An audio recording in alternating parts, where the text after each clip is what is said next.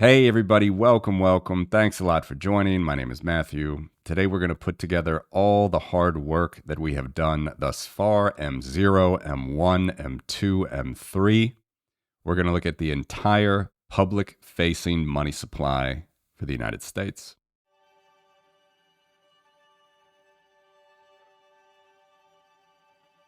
So as I mentioned, we're going to have some fun in this video if you like geeking out on monetary statistics. And we're going to take all of the hard work that we've done reconstructing the M1 money supply after the Federal Reserve stopped publishing that in May 2020, as well as the M3 money supply, which the Federal Reserve stopped publishing in February 2006. We've reconstructed those. Definitely see all the prior videos on these topics in this money supply series for more detail on that. But now we're able to, after doing all of that work, we're able to stack up all of these money supplies and see how much public-facing money exists in the US. As you see here on our charting engine, we're starting again with M0. M0, a reminder, this is simply all physical cash and coin that is outside of bank vaults, i.e. in the general public in the United States. So in people's safes, under mattresses, in cash registers, in grocery store tills, in people's wallets and billfolds, so on and so forth. And indeed, there is a huge portion of United States dollars, particularly the $100 bill, that for decades has been circulating outside the United States. That's not as easily tracked, but this is the total. This is the total amount right here. And from the early days, as I mentioned many times in these videos, when Paul Volcker and the early Fed economists in the 50s and the 60s started to develop these money supplies, we started out with about $28 billion of cash and coin in society. And we went through a little bit of a peak to the global financial crisis, but not much. And then, especially with COVID, there was a big bump in money printing, to where today we're about $2.2 trillion. That's the balance as of December 31st, 2022. $2.2 trillion, $2,207 billion. Expressing it in billions, hopefully, is helpful for you, not just trillions, but it is a lot of money just even here. Physical cash money. And that is M0. And if you remember, after M0 comes what? M1. Let's put on M1. And we had to do some work reconstructing this as well. As I mentioned, the Federal Reserve, unfortunately, muddled their statistics in 2020, but I have reconstructed an M1 curve for you here. And again, this is not stacked, as you see on the subtitle here. So I'm just showing you the total amount of M1. But as you know, these are cumulative figures. So what is M1? M1 is M0 plus sight deposits. Another word for sight deposits are demand deposits or checkable deposits. So most of the time when you have a bank account in the United States, what you're thinking about, your checking account, that is a sight deposit. These are not stacked now. I'm just showing you the total M curve. So you see that M0 was 28 billion, M1 170 billion. M0 is included in M1. So if you want to find the value of the demand deposit there, you subtract. So you're roughly at 142 billion of demand deposits at the start of this series. And then you go all the way out here, huge COVID bump in stimulus checks from the Treasury, people putting cash in banks as well. There are no reserve ratios anymore for banks from 2020. This chart doesn't have anything to do with reserve ratios, but it's something to keep in mind. We are now, as of December 2022, we are at $9.5 trillion in M1 money. You subtract to find the value of demand deposits here. So demand deposits about $7.3 trillion. This is M1. And then M2. And remember, we've gone through the individual components of these money supplies, but after M1 comes M2. Let's put it on now. Here we go. Again, this is not stacked, just total M2. We were not quite double, maybe 50% more, 60% more here in January 1959. About $110 billion more of M2 than M1. Huge bump as well in M2, but of course that bump comes from M1, and we have $21.3 trillion in M2 by December 2022. And what is M2? Well, it is M1 plus less regulated retail monetary type instruments. So savings deposits and retail type money market funds and small time deposits or retail type time deposits are included in M2. And for the moment, this is the last full broad, as it's called, broad money supply that the Federal Reserve publishes. This is the last one. As I mentioned, from February 2006, they don't publish M3 anymore. So I think it's really unfortunate, obviously for economists, people that want to study this stuff, study how the money supply works. But so many people, they think that, well, if we can get an understanding of the money supply, let's just look at M2, that's liquidity. That is definitely not all the liquidity that's going on in the economy. It's not, it does not end here at M2. The Federal Reserve knew that. This is why they pioneered these different money supplies, the difference between retail and institutional type savings and monetary instruments. But it's very unfortunate that they decided to stop publishing M3 because they decided to stop publishing it. I'll put this little tomato line in here, right here. This is when they stopped publishing M3. Now, what is M3? Again, it is M2 plus institutional type monetary and savings instruments. And you can also say that these institutional type monetary and savings instruments are certainly less regulated than M2 and M1. That is true. It is true to point that out. They're not less liquid. They're not less liquid, or not necessarily less liquid, let's say, because there are components of M3, like large time deposits, i.e. institutional time deposits, that are less liquid than, say, a demand deposit in M1, for sure. For sure. There are components of M3 that are less liquid money that's sort of locked up. But there are institutional money market funds, repurchase agreements, which, again, those are basically government securities that trade like cash overnight most of the time. It's a quite liquid instrument, if you ask me. And Eurodollars. Eurodollars as well. That's another component. We talked about it in the last video. The Federal Reserve basically lost control of Eurodollars as well. And they haven't published a Eurodollar figure since February 2006 as well. So, you know, it's up to us researchers in society to figure this stuff out, unfortunately, because the Federal Reserve claims, the nation's money printer claims that they don't have the resources to do so. And beyond the fact that that's just ironic and hilarious, remember from a couple videos ago when I quoted William Barnett from the Center for Financial Stability, former Fed economist, what he had to say about the, quote, cost of the Fed producing such research. And okay, if you don't want to go back and see the video, he said the cost for them is trivial. Of course it's trivial. They have resources, they have connections to banks around the world, central banks around the world. If they really wanted to do the work, sit down and create these money supplies, I'm sure that they could. So this is our tomato line here, the red line.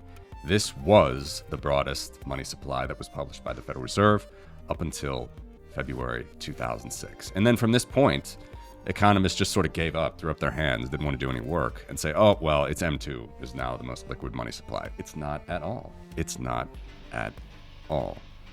We have to look at all of the institutional type money that sloshes around the economy. And we've created that, going through all the videos, which we finished up in the last video with M3. A reconstructed M3 is here.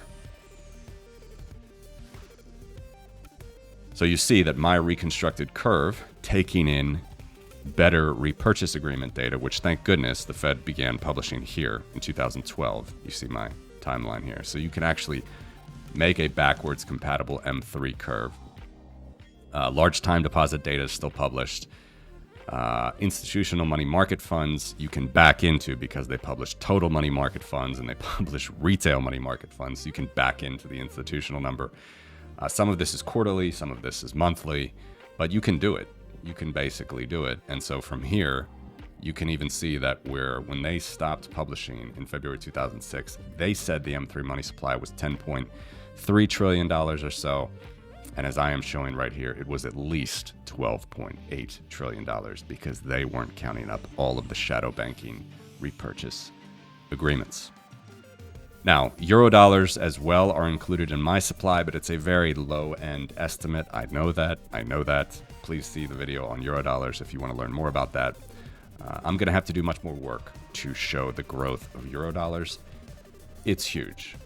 I'm sure that this M3 money supply, which should show Eurodollars, which are dollar-denominated deposits abroad, basically in banks and represented by companies and individuals that live outside of the United States, where the Federal Reserve has no jurisdiction, there certainly still are dollars there, dollar-based accounts.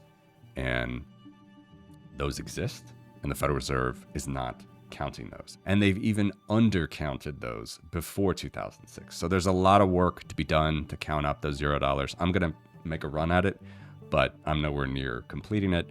So I just have a rough continuation of Eurodollars based on M3 growth in here. And I do have a little bit of stablecoins as well. Stablecoins started somewhere around here in 2019, 2020, as far as really ramping up in value to where there's about $150 billion in stablecoin value right now, but $150 billion compared to M3 total, $31,665 billion. You can see that that's a pretty small component of M3. But stablecoins absolutely should be included in M3. They're analogous to a Eurodollar, a dollar-type account trading like cash that exists outside of the jurisdiction of the Federal Reserve. So this is my reconstructed total M3 money supply. In the last videos, you remember we just did the components of M3. So we were only looking at, it was $10 trillion. If you see M3 minus M2, the components of M3 as I reconstructed, roughly $10 trillion, 31 trillion minus 21 trillion. But even much more existed in M3 than the Federal Reserve themselves published in 2006, and we can understand that by backing into newer and newer data as it gets compiled and published. And thank goodness that they did start publishing better repurchase agreement data around this time. So this is the liquid money supply for the United States dollar. And yes, it is even higher because the Eurodollar is vastly understated here. I know that. I know it's going to be very difficult to count up. I know that. But this is the liquid money supply for the United States. It's not M2. It's definitely not just M2. You have to count M3. There are institutional money market funds, institutional time deposits, repurchase agreements, all in M3. Huge swaths of liquidity, huge amounts of cash that affect the markets. And when we start to do other comparisons to GDP, to government debt, to other nations, to other nations-based money, so on and so forth, this is going to be an important figure to have. And again, it's ironic that the Federal Reserve, being a pioneer in these M curves, these M0, 1, 2, and 3 curves, they're the only nation in the world, as far as I know, that doesn't publish an M3 at the moment. So this is it. This is the supply and the demand for dollars provided by the market. And following up to that point, yes, it is indeed the market. Unfortunately, banking is a highly regulated industry. Neither you nor I can start taking deposits anytime soon without going through a completely arduous, probing personal process of learning everything about us and having lots of cash, lots of investors, and just doing massive, massive amounts of reporting requirements and so on and so forth to actually get a banking charter. It would be incredibly difficult for any one individual to do that. Nobody can lend money like a bank today without a banking charter. So it's an extremely regulated industry. Nonetheless, Let's take off the Federal Reserve's tomato M3 curve. Let's just look at mine. And let's take off M2 and M1. So this is now basically the broadest public-facing money supply with the most narrow public-facing money supply. What you see here, this difference, where let's go back to 1959, we had $293 billion in M3, $28 billion in M0, so 10x. And if you go all the way out to today, we have $31.6 trillion in M3 and $2.1 trillion in M0. Let's just quickly do that math here. Somewhat accurately, it's 14x, 14.3x, 14.4x. So cash is actually a larger slice of the pie, interestingly, in 2022 than it was in 1959. Nonetheless, what's my point of highlighting these two curves here? Even though banking and credit unions and all the rest taking deposits in the United States is a highly regulated industry, the market is more in control in the green shaded area, and the state is fully in control in the black area. What's the black area? Again, that's cash and coin. That is actual Federal Reserve notes, the notes that are printed from the Federal Reserve, and the coins that are minted by the Treasury, both together, that are outside of banks, by the way, outside of bank vaults, right? Just in the hands of the public, as I mentioned, under mattresses and billfolds, in cash registers, grocery store tills, so on and so forth. It's cash, anonymous money, also, by the way, that is circulating around in the economy.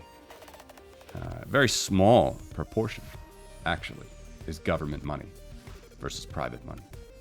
Yes, I know, banking is a highly regulated industry, but it's still a market. It's a hybrid market, no doubt. It's unfortunately very controlled by the government. But there are elements of free capitalism in this green shaded area, and there is no free capitalism in the black area. The black area is a money supply that is solely controlled by the state, by the government. So this is the monetary system that we've had for the last 60-some years. Only during this period, let's zoom in, right until the Nixon shock here and the end of Bretton Woods. Let's actually get the title. Only during this period did we have a pseudo gold standard. Only during this period, and still we had the creation of money, cash balances in the market during this period, even during a pseudo gold standard. And of course, it ended here. Charles de Gaulle and a few central banks around Europe started squeezing the United States, saying we want our gold back. Nixon said no, and we went off a gold standard for the first time ever, that basically the world was off any connection to gold in 1971. So this is how it looks. This is the most broad, most liquid form of money that I have measured thus far. Yes, Eurodollars are included as well. A low estimate in my M3, and they're much higher in reality, especially probably from the 80s and the 90s. From the 80s and the 90s, I think you're going to see it. Once I get better data, you're going to see a more rapid rise in M3 because of the Eurodollar. But it's the best we have. We've taken the Federal Reserve's measurement as a proxy, extended it out, as I've already said. Still, this is the most liquid, hybrid, somewhat private money supply in the United States. Now, let's start comparing these things. We have M0 here versus M3. How does that look on a percentage basis? So we have this blue line now, this blue dotted line. This is on the right axis, the component percentage. Let's see how much state money as a percentage. I showed you the multiple. I talked about the multiple here just a minute ago. Let's look at a percentage, how much state money compares to hybrid market money, M3, liquid money. About 10x, or close to 10%, 9.7% here in January, February 1959, 9.7%. Then it actually fell You see fiduciary media, that's another name, by the way, for the light green shaded area. Fiduciary media, that's bank created money, and non-bank created money, shadow bank created money. Goes all the way down here to about 5% in the late 80s. We had the savings and loan crisis here, the end of the Soviet Union, fall of the Berlin Wall.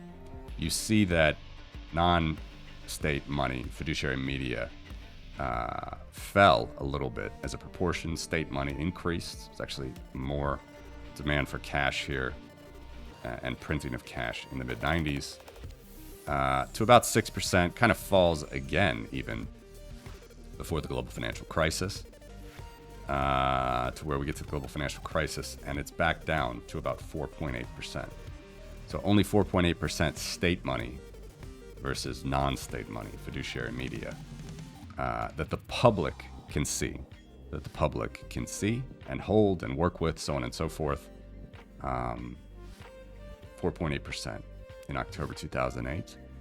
And then, as we go on out here to the COVID years until today, the percentage rises a little bit again, mostly here to about 2018, where it gets about 7%, and then falls again with all of the stimulus checks after COVID, to where it's 6.9% today, 7%, actually 7%, $2.2 trillion versus $31.6 trillion. M3 money, base money, state money, is about 7% of liquid M3 money today. So 7% state money, 93% bank money, hybrid money, fiduciary media. Okay, so let's add M1 now. Let's take this percentage away and put back the M1 versus M3 percentage. So this black line now is M1 versus M3. So unlike the prior ratio that we just looked at, this one, you can see a little bit more of a trend, a little bit more interesting. And this includes demand deposits, basically, in the numerator of this calculation. So at the beginning of our data here, 60 years ago, M1 was 58%, 60% of M3. And this fell, basically, regardless. We're on a pseudo gold standard. We ended the pseudo gold standard. M1 is a proportion of M3. Fiduciary media keeps falling. Just like cash, it rose a little bit in the 90s, rose a little bit during the 90s, and then fell again. To where actually the nadir was right around the global financial crisis. You see that M3 is peaking just before the global financial crisis. Interest rates are starting to rise at this moment after Alan Greenspan took them to historical lows after 9/11 and the dot-com bust. Interest rates are starting to rise again. And you see fiduciary media starts to pop a little bit. It starts to fall down. And this ratio actually hits its nadir here around March, April 2008 of only 10%. And then starts to go back up. After the global financial crisis, it's rising as a proportion of M3. Falls a little bit here before COVID, interestingly. You know, COVID only starts here, and M3 is already shooting up. And that's primarily repurchase agreements, as we've talked about. And that percentage would probably be even lower. It definitely would be lower once we get an accurate euro-dollar count as well. But nonetheless, the trend is probably the same. Yes, it would dip back down here again. But then we have massive amounts of stimulus with COVID. And you see that liquid retail type deposits, specifically M1, start to rise again during COVID, to where we're at 30% now, M1 versus M3. Not as high, in fact, half, basically, the percentage that existed in the 60s, but many, many more demand deposits exist now. Cash in banks, 3 times as much, actually, than existed just before the eve of the financial crisis. Again, I've talked about this before. The narrative that fractional reserve banking or the sacred demand deposit caused the global financial crisis, you just really have a hard time arguing that, at least in the United States, which is 1/4 of the world's economy, because M1 versus M3 is only 10%. All right, if we put the M0 percentage back, it's 4%. That means demand deposits were 5.5%, roughly, demand deposits versus total M3 money. Clearly, it's a very, very small proportion, and in fact, it was the smallest proportion that it ever has been. So fractional reserve banking is not, this is just more liquid, more shadow banking, actually, that's taking place here on the eve of the financial crisis. And if you think that my solution is to regulate shadow banking, it's definitely not. That's not where I'm going.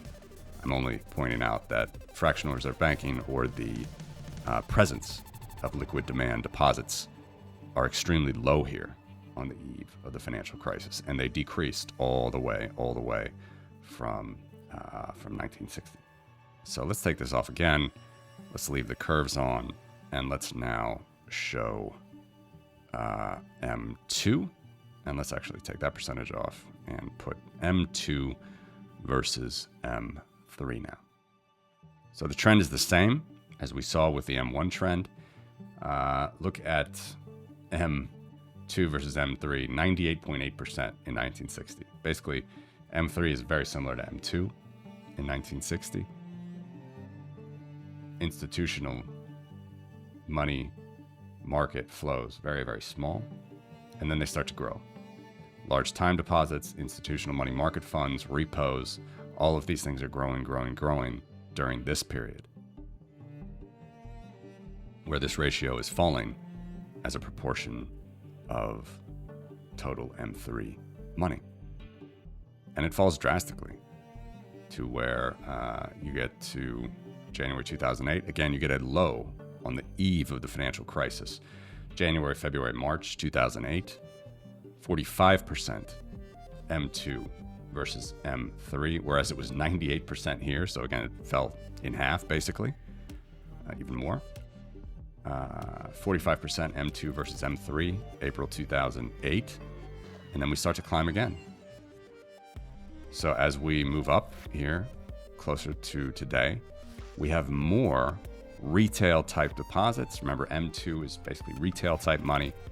We have more retail type deposits, more people holding cash. Yes, they started to dip down again just before COVID, but because of all the stimulus that happened and people just holding stimulus checks and trading around all this liquid cash that they've received because of COVID, and saving, cash balances, retail cash balances are increasing as a proportion of total M3 liquid money. Where we're at 67% today. So still a third lower than this ratio was in January 1959, only 67%. But on the eve of the financial crisis, M3 made up 55% of the liquid money public-facing monetary pie here. It now only makes up about a third. So I think this is an interesting trend. If you can see anything, you can definitely see a trend here where the age of globalization, the fall of the Berlin Wall, the rise of the fiat standard, you saw many different forms of liquid money, from retail type money to institutional type money, expand. I'll put even the M1 versus M3 trend back. You see they're basically the same as far as the trend goes.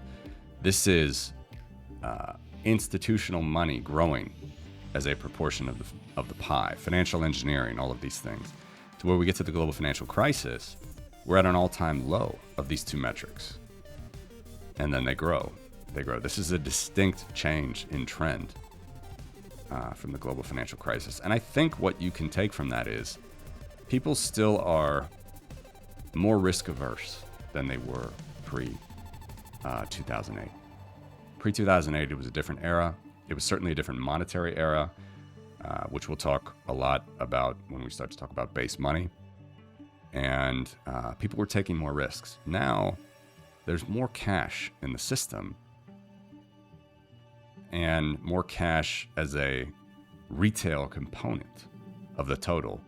Really, going back to levels, let's see, remember 67% for M2 versus M3, you'd have to go back to 1995 levels. 1995, we're at today's level, but trending down, trending the other way. More and more institutional cash sloshing through the system, more financial engineering. sloshing through the system. Now it's the opposite trend. It's the opposite trend. People are holding cash balances, taking less risk, and the retail money supply is growing as a proportion of the total.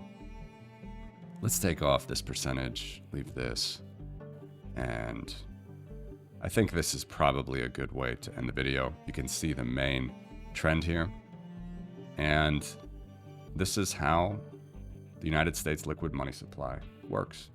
And the last point, I guess, to say is this is not all money in the United States. Yes, we have euro dollars. That's an X factor. Of course, that means dollar-denominated deposits outside of the United States.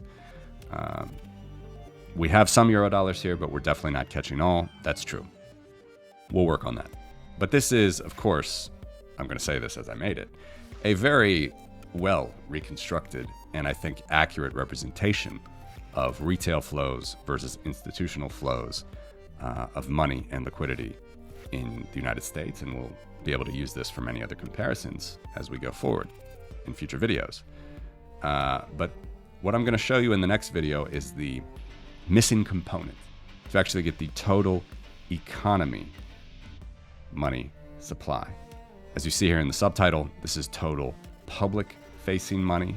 Are these M's, M0, M1, M2, M3? Yes, we have a proportion of state money here in black, but it's not all of the state money in black. And that's kind of the missing piece that we need to look at. And that's what we're going to turn our attention to next in this money supply analysis, is we're going to look at the rest of the state money that is issued by the central bank. State money, which is also known as base money or the monetary base. Hope you can tune in for that one. Thanks a lot for watching this. Take care.